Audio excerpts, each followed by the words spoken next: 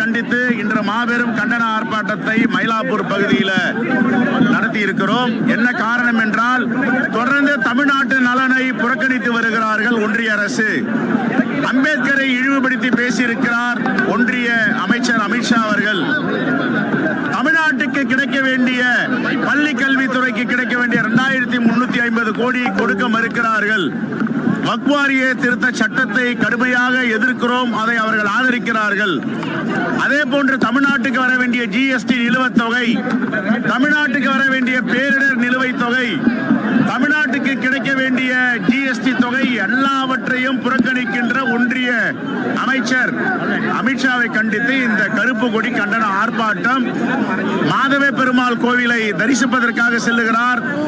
தமிழ்நாட்டில் உள்ள மாதவ பெருமாள் கோவில், மயிலாப்பூரில் இருக்கின்ற மாதவ பெருமாள் அமித்ஷா அவர்களுக்கு அறிவுரை வழங்க இருக்கிறார். மோடியிடம் சொல்லுங்கள், தமிழ்நாட்டிற்கு துரோகம் செய்யாதீர்கள், தமிழ்நாட்டு மக்களுக்கு வஞ்சகம் செய்யாதீர்கள் என்று பெருமாள் இப்பொழுது அறிவுரை செய்ய போகிறார்.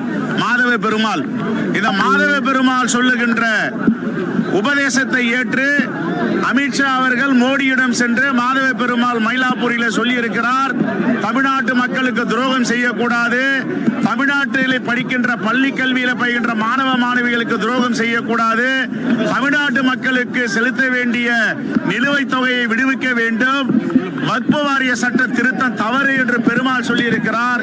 ஏனென்றால் ஸ்ரீரங்கத்திலே பெருமாள் பக்கத்தில் துலுக்க நாச்சியார் அமர்ந்திருக்கிறார். துலுக்க நாச்சியார் இல்லாமல் ஸ்ரீரங்கத்திலே பெருமாள் இல்லை என்ற வரலாறு இருக்கிறது. பெருமாளை தரிசிக்கும் அமித்ஷா அவர்களே, துலுக்க நாச்சியாரை நீங்கள் வணங்க வேண்டும். துலுக்க நாச்சியார் வரலாற்றில் பின்னி பிணைந்து இருக்கிறார். ஸ்ரீரங்கத்துக்கு போய் பாருங்கள், ரங்கநாதர் பக்கத்தில் துலுக்க நாச்சியார் இருக்கிறார். பெருமாளை வணங்குகிறீர்கள், துலுக்க நாச்சியார் மக்களை வஞ்சிக்கலாமா என்பதுதான் காங்கிரஸ் பேரியக்கத்துடைய கேள்வி. தமிழக அமித்ஷா அவர்கள் பல்வேறு நிகழ்ச்சிகள் கலந்துகிறார். ஆனால் குருமூர்த்தியை சந்திப்பதில் தான் முக்கிய கவனம் செலுத்துகிறார். தமிழ்நாட்டினுடைய பிரச்சனைகள் பல பிரச்சனைகள்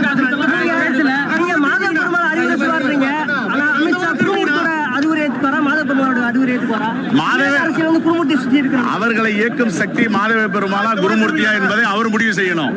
மாதவ பெருமாள் உண்மையிலேயே சக்தி வாய்ந்தவர் என்பதை நாம் எல்லாம் அறிந்திருக்கிறோம். மாதவ பெருமாள் என்ன சொல்லுவார்?